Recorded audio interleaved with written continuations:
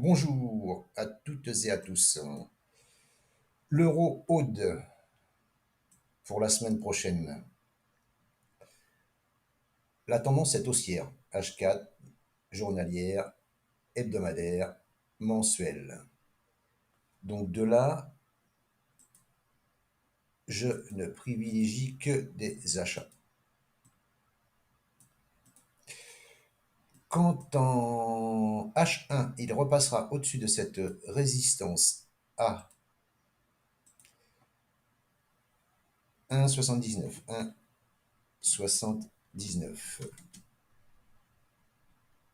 50, on va dire 1,79, 50. Voilà. Au-dessus de cette résistance, je viserai,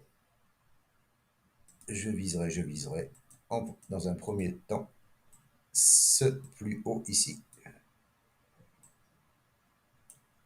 qui est à 1,8375. 1,8375. Si ça casse en dessous là, bien entendu, on n'y va pas. Voilà. Mais la tendance étant haussière, il n'y a pas de, il y a pas de lézard. Excusez-moi. Euh, surtout s'il passe la 200, là, ça sera tout bénef. Parce que comme je vous dis, comme les grandes UT sont haussières, on privilégie des achats. On suit la tendance. Et là, si je trace, parce que là, je la fais en même temps avec vous, hein, j'ai pas préparé, j'ai rien préparé. Qu'est-ce que ça fait là? Ouais, bof. C'est une oblige. Moi, j'ai moins confiance dans les résistances ou supports obliques que les résistances ou supports horizontaux. Vous voyez, ça, j'ai plus confiance dans un support comme ça que dans un support oblique. Vous voyez ce que je veux dire? Je trouve que c'est plus solide quand même quand c'est horizontal plutôt que quand c'est oblique. Ça fonctionne très bien, hein, c'est pas la question. Mais moi, j'ai plus confiance dans des supports comme ça, c'est plus fort. Et surtout que là en une heure, il y a un beau support ici, hein. Support. Là, on s'en approche. Là, on est au-dessus. Là, on a le cul entre deux chaises, là. Tant qu'on est au-dessus de ce support, c'est des achats, hein. C'est des achats pour viser les liens le plus haut. Alors, bien sûr qu'il y aura des stops ici, hein, à mon avis, hein. Voilà, il y aura une résistance ici aussi, hein, certainement, hein. Voilà. Et après, si ça passe, eh bien, voilà, je vais vous mettre le prix aussi là. Là, donc, c'est 1,80, 1,80, 1,81, on va dire. 1,81, 1,81. Voilà. Donc là, voilà. Et ça nous donne quoi? Alors, si on prend au-dessus, après un pullback, ça fait quand même 130 pips, hein, c'est pas dégueulasse.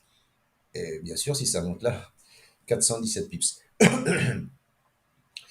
Ce qui est encore mieux.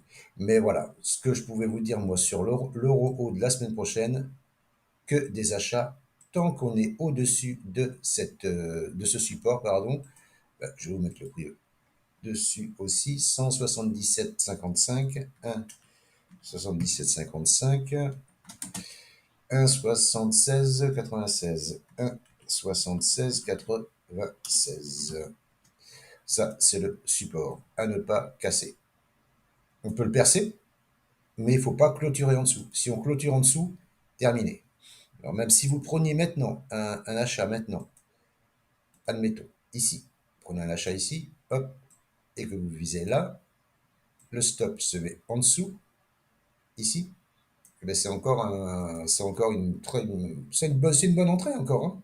Si vous êtes, si vous avez un biais haussier, hein. Si vous avez un biais haussier, acheter ici, c'est pas fou, hein. C'est pas fou, hein.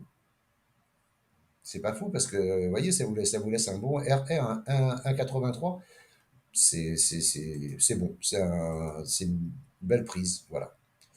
Maintenant, il faut avoir un biais haussier.